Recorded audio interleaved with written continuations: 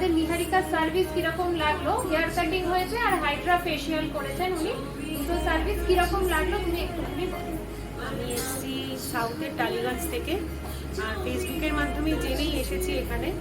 তো এখানে এসে তো ফার্স্ট টাইম এলাম। হেয়ার কাটিংটা আমার খুব পছন্দ হয়েছে, আর হাইড্রা ফেশিয়ালটাও করলাম। স্কিনটা খুব স্মুথ হয়েছে আর স্কিনটা খুব গ্লো করছে।